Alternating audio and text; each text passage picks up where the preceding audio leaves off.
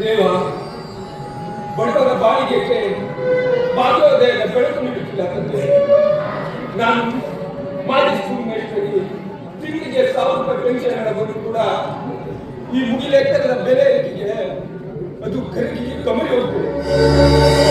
ನನ್ನ ಮಗಳು ಭಾಗ್ಯ PUC pass ಮಾಡಿ ಕಾಲೇಜ್ಗೆ ವಿದಾಯ ಹೇಳಿ ಈಗ ಆ ನಂಜುಂಡರ ಖಾದಿ ಭಂಡಾರದಲ್ಲಿ ತಿಂಗಳಿಗೆ 800 ರೂಪಾಯಿ ಅಂತೆ ಕೆಲಸ ಮಾಡ್ತಿದ್ದಾರೆ.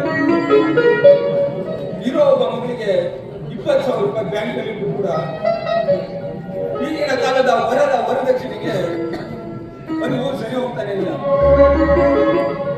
ಇದೆಲ್ಲ ನಿನ್ನದೇ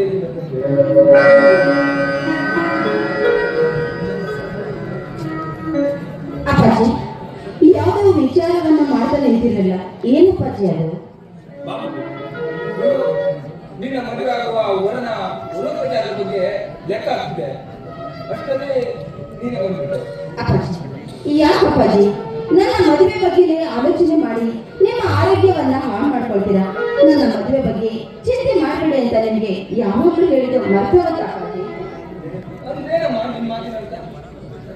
ಅರ್ಥ ಇಷ್ಟೇ ಅಪ್ಪಾಜಿ, ತಿನ್ನಲು ಗತಿ ಇಲ್ಲದಿದ್ದರೂ ಕೂಡ ಹೊರಗ ಉಡಿ ತುಂಬದೆ ಬರೀ ಕೊರಳಿನಲ್ಲಿ ಕೊರಗುವ ಹೆಣ್ಣು ಮಕ್ಕಳ ಜೀವನ ನೀರಿನ ಮೇಲಿನ ಒಳ್ಳೆ ಇದ್ದಂತೆ ಅಪ್ಪಾಜಿ. ಅಷ್ಟೇ ಅಲ್ಲ, ಈಗಿನ ಈ ಸಮಾಜದಲ್ಲಿ ಪ್ರೀತಿಸಿದ ಪ್ರಿಯಕರನೊಂದಿಗೆ ನನ್ನ ಸಮಸ್ಯೆಗಳನ್ನು ಹೇಳಿ ಅಪ್ಪಾಜಿ ನನ್ನ ಮದುವೆ ಬಗ್ಗೆ ಚಿಂತೆ ಮಾಡಿ. ಅಯ್ಯೋ ಉತ್ತಮ, ಹಿರಿಯರನ್ನ ತಿರಸ್ಕರಿಸಿ ಕುಲ ಗೋತ್ರಗಳನ್ನ ದೂರ ಸರಿಸಿ ಪುರಾತನ ಸಂಪ್ರದಾಯ ಪದ್ಧತಿಗಳನ್ನ ಬದುಕಿಸಿ ಈಗಿನ ಒಬ್ಬರನ್ನು ಪ್ರೀತಿಸಿ ಆಗುವ ಲವ್ ಮ್ಯಾರೇಜ್.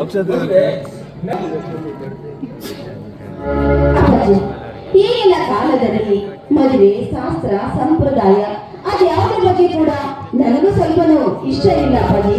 ಈಗಿನ ಕಾಲದ ಮದುವೆಯೇ ತುಂಬಾ ವ್ಯತ್ಯಾಸವಾಗಿದೆ ಅಪ್ಪಾಜಿ. ರೀತಿ ನೀತಿಗಳನ್ನ ಅರಿತು ನಡ್ಕೊಳ್ಬೇಕು, ಇಲ್ಲ ಅಂದ್ರೆ ಕೇಳು ತಪ್ಪಿದ್ದಲ್ಲ. ಇದು ಕಾಲದ ಕಾಲವಾಣಿಗಳಲ್ಲ ಅಪ್ಪಾಜಿ. ನೀವಿನ್ನು ಹಳೆ ಕಾಲದ ಪುರಾಣದಲ್ಲೇ ಇದ್ದೀರಪ್ಪಾಜಿ. ಆಗಿನ ಕಾಲದ ಪರಿಸ್ಥಿತಿಯೇ ಬೇರೆ, ಈಗಿನ ಕಾಲದ ಪರಿಸ್ಥಿತಿಯೇ ಬೇರೆ ಅಪ್ಪಾಜಿ.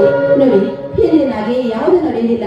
ಈಗಿನ ಕಾಲದ ಶಾಸ್ತ್ರ ಸಂಪ್ರದಾಯ ಇದೆಲ್ಲದೂ ಬದಲಾವಣೆಯಾಗಿದೆ ಅಪ್ಪಾಜಿ. ಈಗಿನ ಕಾಲದ ಜನತೆಗೆ ಈ ಹೇಳೋ ಮಾತೆ ನಿಜ, ಆದ್ರೆ ಜಗದ ದುಃಖಾಲಿ ಎಲ್ಲರೂ ಜೀವಕ್ಕೆ ಸಾಧ್ಯ. ಎಲ್ಲಿಂದ ಜೀವನ ಪ್ರಾರಂಭಿಸುವುದು ಮತ್ತೆ ಅಲ್ಲಿಗೆ ಬಂದು ನಿಲ್ಬೇಕು ತಾನೆ. ಈಗಿನ ಕಾಲದಲ್ಲಿ ಯಾರಪ್ಪಾಜಿ ಸತ್ಯ ನುಡಿತಾರೆ? ಸತ್ಯ ಅನ್ನೋದು ಈಗಿನ ಕಾಲದಲ್ಲಿ ಇಲ್ಲ ಅಪ್ಪಾಜಿ. ಮೋಸ, ವಂಚನೆ, ಅನ್ಯಾಯ ಇಂತನೇ ತುಡುಗಾಡ್ತಿದೆ ಅಪ್ಪ ಈಗಿನ ಈ ಸಮಾಜದಲ್ಲಿ. ಅಂತದ್ರಲ್ಲಿ ನೀವಿನ್ನು ಅದೇ ಮಾತುಗಳನ್ನ ಆಡ್ತಾ ಇದ್ದೀರಲ್ಲ ಅಪ್ಪಾಜಿ. ನೋಡ್ಬೋದು, ಜಗದ ಜನತೆ ಜಿಗಿದಂತೆ ನಾವು ಜಿಗಿಯಲು ಹೋದ್ರೆ ಕೈ ಕಾಲು ಮುಟ್ಕೊಳ್ಬೇಕಾಗತ್ತೆ. ನಮ್ಮ ಧರ್ಮನ ಯಾವತ್ತೂ ನಾವು ಬಿಡಬಾರ್ದು.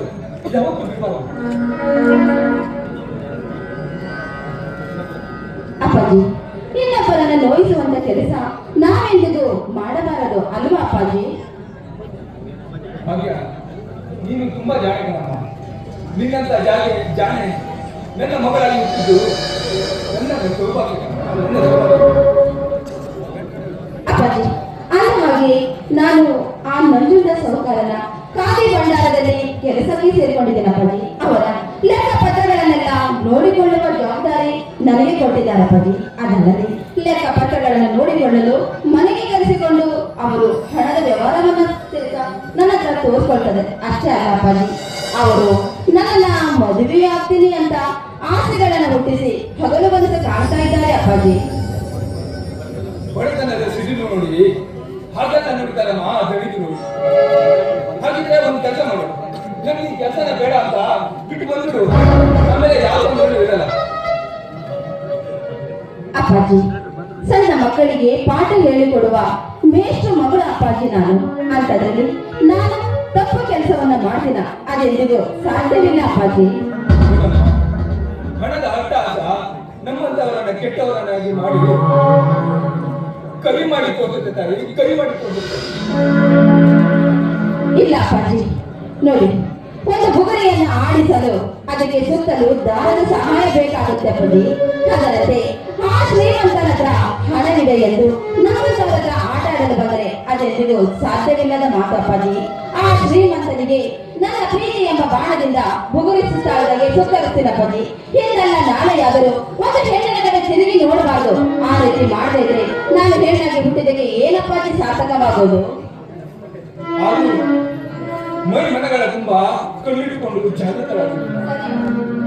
ನೋಡಮ್ಮ, ಹೊಟ್ಟೆ ತುಂಬಾ ಆಗ್ತಾ ಇದೆ, ಊಟ ಮಾಡೋಣ, ನಡಿಯಮ್ಮ. ನಡೀರಿ ಅಪ್ಪಾಜಿ, ನಿಮಗೆ ಊಟ ಪಡಿಸ್ತೀನಿ.